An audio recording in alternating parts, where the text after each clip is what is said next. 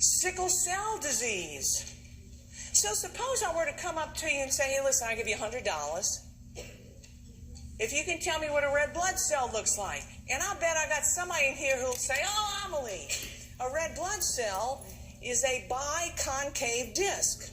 And I would say $100 to you. Listen to the description again. A bi, meaning to concave, disc. The concavity of red blood cells expands the surface area. And what's the job of a red blood cell? Carry oxygen. So the more surface area there is, the more oxygen red cells can carry. Great! Unless you have sickle cell disease. Because if you have sickle cell disease, your red blood cells are not biconcave discs. They look like a moon. They look like a sickle. Now let me just ask you, what's the oxygen carrying capacity of a red blood cell that looks like a sickle? Not real great. So that's what happens in people who have sickle cell disease. Now those sickled cells can create two kinds of problems. You know, when you get sick, you know what happens? Wherever the infection is, your body floods it with red cells to bring in oxygen so it can get well, and white cells, and platelets as well. When you have sickle cell disease and you get sick, you send in a bunch of these red cells that look like this. They're not carrying much oxygen. But you know what else happens to cells that look like this? If you get sick or dehydrated, they clump. So those red cells clump, and what does the patient present with? Sickle cell crisis and pain, exactly. Consequently, sickle cell disease in you should trigger two important teaching points. One, don't let them get dehydrated. And two, make doggone sure they're immunized. And I guess I gave this to you. Take a look at the question. A 12-month-old has sickle cell disease. What should not be done at the 1 year well-child check? What should not be done? Well, you know you're going to assess growth and development, for goodness sakes. You know you're going to review the immunization status, because these are the kids that we want to make sure are immunized, and they have the date in the caregiver's calendar. You know we're going to make sure they have adequate hydration, because when they get dehydrated, you know what happens with those cells. What you don't want to do is discontinue their penicillin. Penicillin? What you talking about, Amelie? Well, CDC and a lot of other learned authorities recommend that when children are diagnosed with sickle cell disease, the last thing we want them to do is get sick, especially with strep pneumo. So they get, you ready? They get BID penicillin until they're at least 5 years old, and some of them until they're 12 years old. So when they come in with that amoxicillin in their medication regimen, do not stop it. All right, so don't stop it. So best answer number 4, do not discontinue their daily penicillin. Well, let's talk about lead toxicity. Lead toxicity is something that I say masquerades as an iron deficiency anemia. You remember 2 days ago when we talked about total iron binding capacity? You remember I told you how your palm was like a red blood cell and each of your fingers was an iron binding site? And I told you that iron just wanted a home and it was looking for one of those iron binding sites. And it would get in there, and that was the story I told you. Well, here's the rest of the story. The rest of the story is this. When a patient becomes lead toxic and lead now circulates in the bloodstream, lead is like a bully. Because lead is swimming around and lead decides, I really want to sit in one of those seats too, but there's no room for me. So, look, boom. It knocks iron out of its seat, and now lead sits in that seat. So it really does look like an iron deficiency anemia, but it's only because lead now sits in that seat that iron previously occupied. Well, that's a problem. It's a problem because it creates neurologic symptoms, and they don't always go away once we discover it. So how might you suspect lead toxicity in somebody? It might be that you give them iron, because they came in with what looks like an iron deficiency anemia. I gave them iron. They came back in a week, and they didn't get better. That might put you on alert that the patient in front of you has lead toxicity. But the symptoms they might have might be these. They typically involve the GI tract. My stomach hurts. They're constipated. But honestly, those are common symptoms in little kids. So really, for this, you've got to have a good index of suspicion. Everybody got it? All right. Take a look at this one. I want to know what your interpretation of this CBC. I'm looking at a total white count of 2.9. I'm looking, they have anemia. Red blood cell count is low, hemoglobin's low, crit is low. All right, so they're anemic. What do those red cells look like in this patient? They're microcytic and hypochromic. Good job.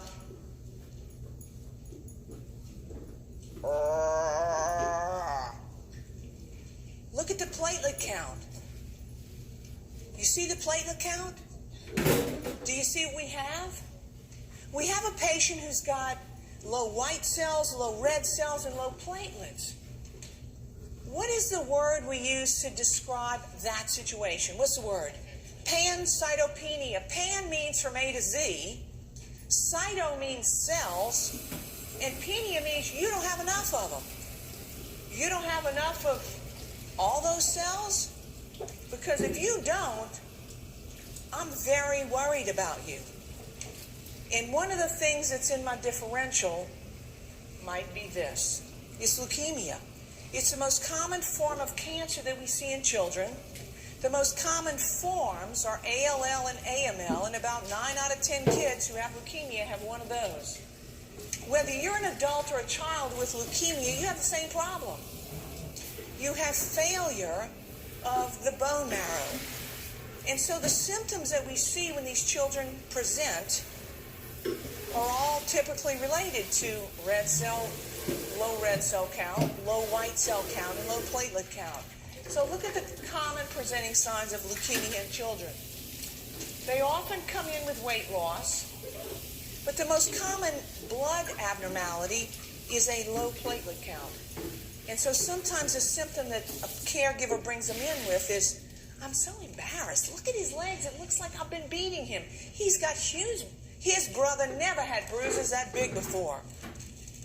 Bleeding, all right? Thrombocytopenia. Sometimes a child's complaint is bone pain. So listen, if they're old enough to be a good historian, the bones that are usually involved are the long bones, which means upper or lower extremities. Lower extremities. So what's the complaint of a child? My legs hurt. When do your legs hurt? They just hurt. They hurt at nighttime, and they hurt when they stop, when I sit at my desk at school. So this is what you got to ask this little kid when they complain of leg pain. Ask them, like, show me where your leg hurts. Because what you want to differentiate is that it's bone pain and not joint pain. Because joint pain is a whole different differential diagnosis. So it's bone pain. That in the setting of weight loss, and I need to investigate this. So that's what you find. The symptom that I've seen most often, and I have to tell you, I've not seen 50 of these kids, thankfully. But the symptom I've seen every time has been lymphadenopathy. So in somebody like this, you've got to lie him down on the exam table, and you need to start palpating nodes from here all the way down. So let's talk about nodes and make sure you know the rules of nodes. Any node that's 10 millimeters or bigger is considered enlarged, every one of them. There are 3 exceptions to that rule. The first one are the epitrochlear nodes. Where are those? They only need to reach 5 millimeters and they're enlarged. Where are they? Look, they're here. They're right here. Let me show you a picture. Look at your epitrochlear nodes. How many people have palpated epitrochlear nodes? You haven't. They don't pop up often, but when you do, they only need to reach 5 millimeters before they're considered enlarged. The other 2 exceptions are the inguinal and cervical nodes because they get bigger than 10. And I suspect that the biggest nodes you've ever palpated have been the cervical nodes. Would you agree? Yeah, exactly. So those are the rules of nodes. And those are your exceptions to those rules. So let me ask you, now when you look at the findings associated with leukemia, now do you understand why you see what you see? We see bruising, bleeding, frequent nosebleeds because of a low platelet count. We see recurrent infections, fever, swollen lymph nodes because of a low white cell count. And finally, why do you see fatigue? Because of a low red cell count. You got it? So these are common findings in those children. Diagnostically, you're going to get a CBC with a diff. Often we see thrombocytopenia, and that's when you're going to realize I need somebody else to look at this patient. HEMONC usually gets them, pediatric hematology and oncology. They do the workup and they'll figure it out. Look at this next patient. Hang with me, I'm getting close to the end. An NP has filed a report of suspected child abuse for a child she just examined. Which statement is correct? NPs are mandatory reporters, not in some states, but in all states. Suspected child abuse does not require concrete evidence. You just need to have an index of suspicion and you're required to report it. Number 4 is the one that's correct. It says the parents should be informed that the report is being made. And here's why. You don't have to be the person who tells them necessarily. But the person who's with them may not be the caregiver or parent who did the abuse. You got it? So that's how this whole thing begins to start. Look at this one. An 8-year-old female is brought to your clinic with a spiral fracture of the arm. The NP suspects abuse because the mother's story doesn't match the child's story. How should you proceed? Your job is not to confront the mother. Don't ask the child what happened because they already told you a story, and if you ask it again, they usually change it. I guess she's asking me because she didn't like the first story I told. Let me tell a different version. So don't ask the story again. You separate the child from the mother if the child is in imminent danger. Otherwise, when you separate them, what does the mother know?